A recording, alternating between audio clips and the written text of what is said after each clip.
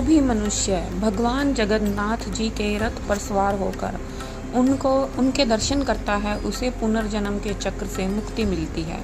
दोस्तों, सृष्टि का निर्माण, संचालन और विनाश त्रिदेव की जिम्मेदारी है। भगवान ब्रह्मा इस संसार का निर्माण करते हैं, भगवान विष्णु इसका संचालन करते हैं, और जब यह सृष्टि पाप के भार से असंतुलित हो जाती है तब भगवान शिव इसका विनाश करते हैं।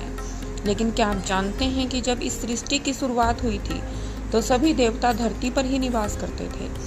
भगवान विष्णु बद्रीनाथ धाम में स्नान करते थे, द्वारिका में वस्त्र बदलते थे, जगन्नाथपुरी में भोजन करते थे और रामेश्वरम में विश्राम करते थे। इसी तरह भगवान शिव का निवास स्थान था कैलाश पर्वत, जहाँ वे अपने पूरे परिवार के साथ रहते थे।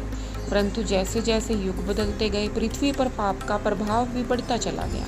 जैसे ही कलयुग का आरंभ हुआ, इस धरती पर विनाश की छाया मंडराने लगी और एक एक करके सभी देवता भूलोक को छोड़ने लगे। तब भगवान विष्णु के पृथ्वी छोड़ने के बाद सृष्टि के संचालन की जिम्मेदारी भगवान जगन्नाथ जी पर आ गई। अब जब हम कलयुग के इस अंधकारमय समय में हैं, तो इस समय केवल दो ही देवता हैं जो अब जागृत हैं, इस संसार पर नजर रखे हुए हैं। पहले हैं सर्वशक्तिमान, बल, बुद्धि और विद्या में निपुण श्री हनुमान जी, जो आज भी हैं, इस कलयुग में जीवित हैं। और दूसरे हैं नाथों के नाथ प्रभु श्री जगन्नाथ भगवान। जगन्नाथ जी अन्य देवताओं से भिन्न हैं। वे हमारे बीच इसी पृथ्वी पर रहते हैं, हमारे जैसा ही भोजन करते हैं, सोते हैं, खेलते हैं, विश्राम करते हैं। कभी कभी तो बीमार भी हो जाते हैं और उन्हें उपचार की आवश्यकता भी होती है। सबसे महत्वपूर्ण बात, भगवान जगन्नाथ का पुनर्जन्म भी होता है। लेकिन क्या यह पुनर्जन्म किसी संकेत की तरह नहीं लगता? क्या यह संकेत है कि कलयुग का अंत निकट है? जब पाप अपने चरम पर पहुंच जाता है, तब भगवान जगन्नाथपुरी की धरती से उठकर संसार के विनाश की घोषणा करेंगे।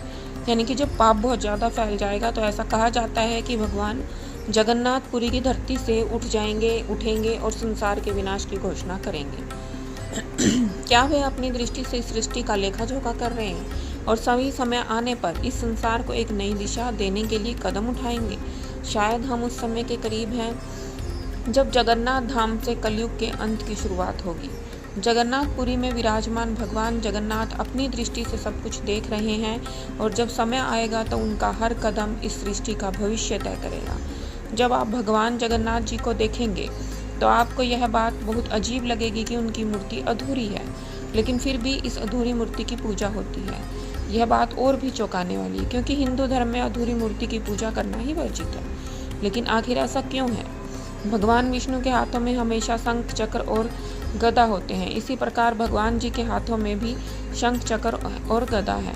दोस्तों, क्या आप जानते हैं कि भगवान जगन्नाथ जी भी एक दिन इस धरती को छोड़ देंगे? जी हाँ, वह समय निकट है जब कल्कि अवतार का जन्म होगा और उस क्षण भगवान जगन्नाथपुरी मंदिर को भी अलविदा कह देंगे।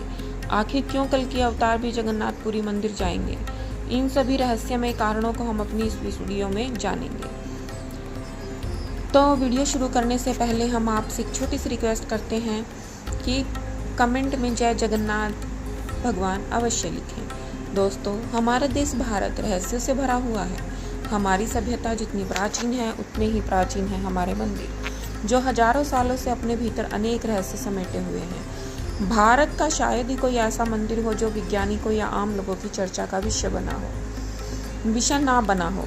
बद्रीनाथ धाम, जिसे जगत के पालनहार भगवान विष्णु का 8वां वैकुंठ कहा जाता है, वहीं दूसरी तरफ जगन्नाथपुरी धाम को धरती का पहला वैकुंठ माना जाता है। उड़ीसा के तटीय शहर पुरी में स्थित यह विश्व प्रसिद्ध मंदिर भगवान विष्णु के अवतार श्री कृष्ण को समर्पित है। यह पौराणिक मंदिर अपने आप में अद्वितीय है और अलौकिक है। इस मंदिर में ऐसे ऐसे रहस्य छुपे हैं जो आपको हैरान कर देंगे। आपको जानकर हैरानी होगी कि भगवान श्री कृष्ण का हृदय आज भी जीवित अवस्था में धड़क रहा है। भगवान श्री कृष्ण को 16 कलाओं से युक्त माना जाता था। हालांकि वे सर्वत्र व्यापक हैं, लेकिन उनके अवतारी शरीर का हृदय आज भी संसार में धड़कता है। कहा जाता है कि जब श्री कृष्ण जी ने अपनी देह को त्यागा, तब उनका अंतिम संस्कार किया गया था। उस समय उनकी देह पूरी तरह से पंचतत्व में विलीन हो गई, लेकिन उनका हृदय नहीं खत्म हुआ और अग्नि के प्रचंड तप में भी उनका हृदय वैसा ही धड़कता रहा, एक जीवित व्यक्ति की तरह। इस रहस्यमय सत्य ने पुरी के इस मंदिर को और भी विशेष बना दिया है। क्योंकि भगवान श्री कृष्ण का यह अमर हृदय आज भी जगन्नाथपुरी धाम में सुरक्षित है। यही वह स्थल है जहाँ धरती पर भगवान का यह अमर अंग मौजूद है, जो कलयुग में भी एक अनूठी आस्था और श्रद्धा का प्रतीक बना हुआ है। कहा जाता है कि भगवान श्री कृष्ण की मृत्यु के बाद उनके शरीर का अंतिम संस्कार एक आदिवासी शिकारी जरासवर द्वारा किया गया था, परंतु इस घटना के बाद श्री कृष्ण का हृदय अग्नि में जलने से बच गया और इसी हृदय रूपी पिंड को जल में प्रवाहित कर दिया गया, जहां इस हृदय ने एक लकड़ी के लट्ठे का रूप ले लिया। इस पवित्र लट्ठे को भगवान जगन्नाथ के भक्त राजा इंद्रधुमन ने पाया और उन्होंने भगवान विश्वकर्मा के हाथों से इसे भगवान जगन्नाथ की मूर्ति के भीतर स्थापित करवा दिया और कहा जाता है कि भगवान श्री कृष्ण का हृदय आज भी जीवित है, भगवान जगन्नाथ की काठ की मूर्तियों के भीतर धड़क रहा है। भगवान जगन्नाथ के इस रहस्य को आज तक कोई पूरी तरह से नहीं समझ पाया। हर 12 साल में भगवान जगन्नाथ की मूर्तियों को बदलने की परंपरा निभाई जाती है, जिसे नवकलेवर कहा जाता है। इसे भगवान जगन्नाथ के पुनर्जन्म के रूप में देखा जाता है। जब इस प्रक्रिया को अंजाम दिया जाता है तो पूरी शहर की रोशनी बंद कर दी जाती है। बिजली के बंद होने से मंदिर के पूरे परिसर को कड़ी सुरक्षा से घेर लिया जाता है, जिसमें सीआरपीएफ और सेना की देखरेख होती है। इस मंदिर में कोई भी प्रवेश नहीं कर सकता जब ये किया जाता है। पुजारी की आंखों पर भी पट्टी बांध दी जाती है, उनके हाथों में मोटे दस्ताने पहनाए जाते हैं। इस घोर अंधकार के बीच पुजारी भगवान श्री कृष्ण के हृदय को, जिसे ब्रह्म पदार्थ कहा जाता है, निकालते हैं और इसे नई मूर्ति में स्थापित करते हैं। यह ब्रह्म पदार्थ सदियों से एक मूर्ति से दूसरी मूर्ति में स्थानांतरित किया जाता रहा है, लेकिन इस रहस्यमय प्रक्रिया का सही उत्तर आज तक नहीं मिल पाया। यहाँ तक कि ब्रह्म पदार्थ को बदलने वाले पुजारी भी नहीं जानते कि वे किस चीज को छू रहे हैं, क्योंकि उनके हाथों में दस्ताने होते हैं और आंखों पर पट्टी बंधी होती है। लेकिन वे इतना जरूर कहते हैं कि पदार्थ किसी जीवित प्राणी की तरह उछलता है। पुरी के मंदिर में जो भी अद्भुत और रहस्यमय घटनाएं होती हैं, वे इसी ब्रह्म पदार्थ के कारण होती हैं। इसमें भगवान श्री कृष्ण की सभी दिव्य शक्तियां समाहित हैं। कहा जाता है कि जब कलयुग का अंत निकट होगा और कल्कि अवतार का जन्म होगा, तब जगन्नाथपुरी मंदिर समुद्र में समा जाएगा। उस समय भगवान जगन्नाथ की मूर्तियों को छतियापटा नामक स्थान पर स्थानांतरित कर दिया जाएगा। इसी दौरान कल्कि अवतार जगन्नाथपुरी के मंदिर के अंदर रखे ब्रह्म पदार्थ से भी दिव्य शक्तियों को अपने भीतर समाहित करेंगे और उसी क्षण ब्रह्म पदार्थ का धड़कना हमेशा के लिए बंद हो जाएगा। और यही वो दिन होगा जब सृष्टि का एक नया अध्याय शुरू होगा। अब इसे आधुनिक दृष्टिकोण से समझे। ब्रह्म पदार्थ आखिर क्या है? माँ के गर्भ में पिता के शुक्राणु से और अंडाणु के निषेचन के बाद शरीर का निर्माण शुरू होता है। शरीर का निर्माण तो जारी रहता है, लेकिन शरीर में धड़कन 2 से 3 महीने के बाद शुरू होती है। इस बिंदु पर आधुनिक विज्ञान बिल्कुल खामोश हो जाता है। आखिर यह कैसे होता है? यह कौन सा तत्व है जिसके शरीर में प्रवेश होते ही धड़कन शुरू हो जाती है? विज्ञान आज तक इस प्रश्न का उत्तर नहीं दे पाए, लेकिन हमारे ऋषियों ने इसे बहुत पहले ही खोज लिया।